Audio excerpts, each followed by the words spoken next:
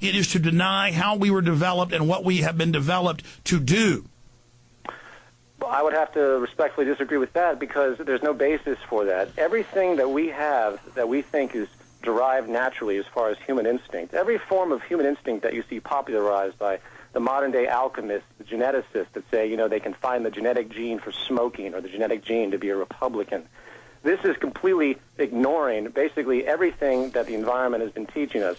For example, if you were taken as a little baby, infant, brought over to the Middle East, dropped off into a family that was Muslim, you would be on the air right now speaking Arabic, praising Allah, and you'd have a show called Info Jihad. It's completely arbitrary to the extent. I mean, I'm not saying that there aren't kernels of elements in our lives that dictate we want to live. Well, wait a minute. It's not kernels. Conservatively, more than half of our activities and motion is genetic in nature, and then nurture is the variant that will change for the time and place and culture how your genetic information manifests. Everything that we understand has been taught to us in some capacity, especially our operations. Every word I'm saying has been taught to me. Every concept has been relayed in some capacity to me, and through my mental operations, which is a form of conditioning, I have arrived at novel conclusions. My originality is simply because of the environmental influences that are completely and utterly conditioned to me as opposed to everyone else. Everyone is different because they come from different conditioning, in other words. This is extremely powerful, and it's not 50-50. It's probably 90-10. Our conditioning is everything, and when we realize that the monetary system... Hold on, we're going back to the full audience. Here we go.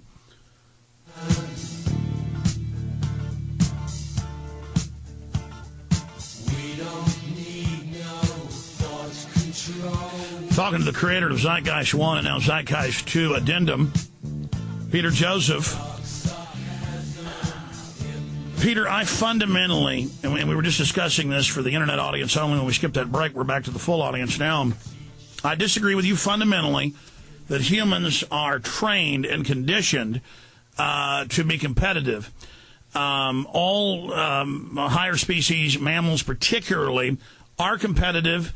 It is, at its base, a genetic competitiveness to pass on the traits that made the species excel in its environment in our development. And then all the elite does is knows how to manipulate and punch those buttons and condition those and hone those and bring up certain instincts that have manifested through societal developments and to overexpress others and to suppress others that they don't like. And I mean, that's just, I fundamentally disagree with you on that point. Well, I want to make a comment then that it's for the audience to decide, of course. And I think what people fail to realize, the geneticists fail to realize, what your worldview isn't taking into account are the millions, if not billions of years of evolution based on scarcity. All the animal kingdom has lived within scarcity. You have to have social hierarchy of a pack of lions. You have to have fighting because there's not enough to go around.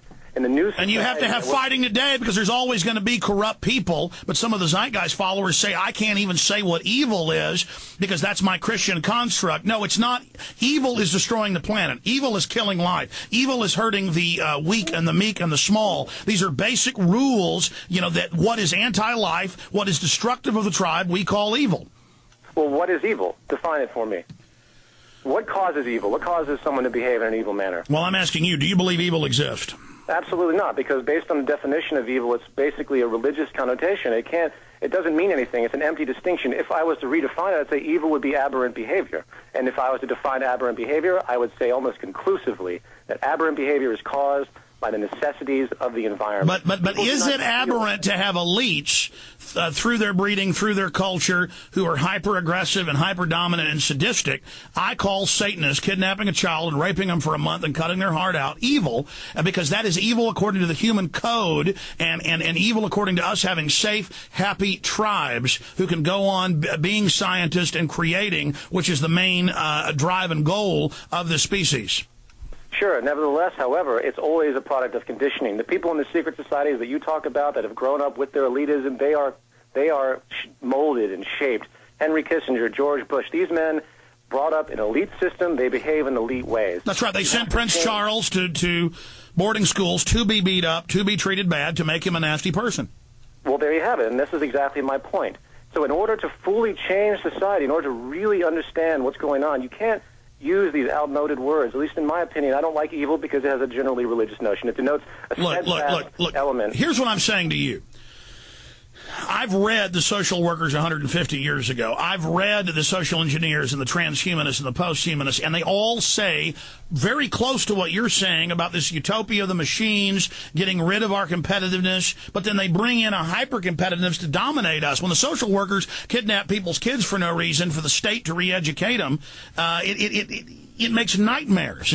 I mean, I've heard all this and people showing me fancy roads and models of spaceships and saying we're going to create a utopia and we're not going to have money anymore. And then what is money versus this monetary system you talk about with banker fractional reserve manipulation? Well, first of all, there's no utopia. I want to get this out of the way. That's a loaded term, just like evil. It has no basis. Secondly, the difference between the systems that I'm advocating, the system that I'm advocating versus the fractional reserve monetary system is multifaceted. First of all, the monetary system, I went into specific detail to talk about how the fractional reserve system enslaves humanity distinctly with absolute acuteness because there's not enough money in the money supply to go around.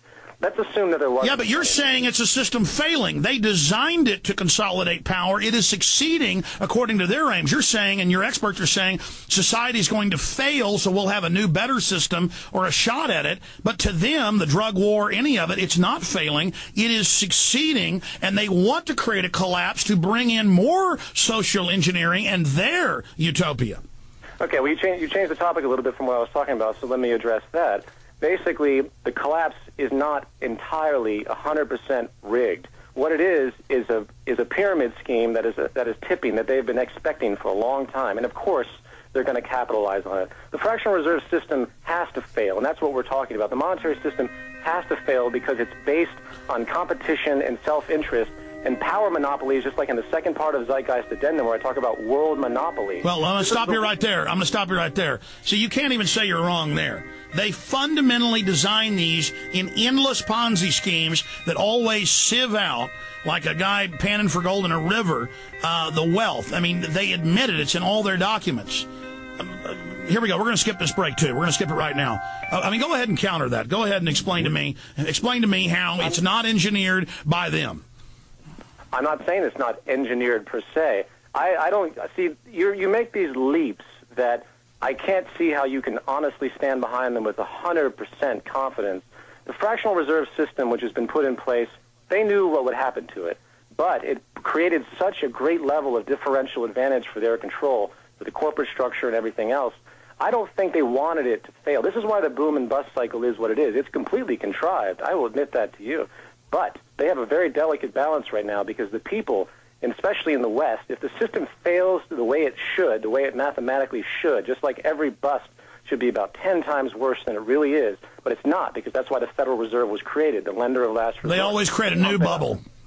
Well, of course they do, and this is the way it has to work, though. It's a natural phenomenon. It's not as rigged as you think it is because the money has to go somewhere, but they do protect it. And right now we're seeing the top of this pyramid scheme collapse, and I think the elite, even though they have their power consolidation, they know that they have to walk a very delicate line because the public is going to lose it. They're going to lose control of the public if they allow another depression. The public actually, sir, hold on. I mean, let's go back to what you just said there. The central banks are cutting off liquidity to the real market and the population of the world. They are then, while telling the public the money's going to them, conduiting all of the fiat currency to themselves while it still has some value, while they consolidate real assets. And Business Week and the Financial Times of London properly say that this is actually good for that small intergroup of banks to consolidate. I'm not saying it isn't, Alex. I don't know where you're getting that. I've got audio clips from the film is where I got that.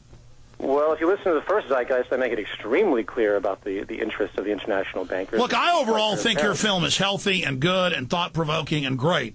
It's just that I've always told my listeners, don't make what I'm saying a religion where I'm infallible and question me. And I'm saying, and obviously no work can be complete, none of it can be perfect. I'm hoping here, and I'm sure you've got things you can teach me, to open up avenues of discussion and refinement, not in your overall idea, but in how people are interpreting it.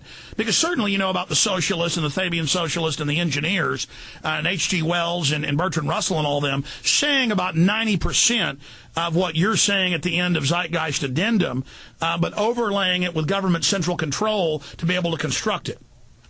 Well, I couldn't disagree more, based on the fact that what has been presented might sound like socialism. It might sound like Marxism because of those kernels of element of having a system that's designed for society as opposed to everyone fighting each other in order to survive in this monetary system-based competition illusion that's been created.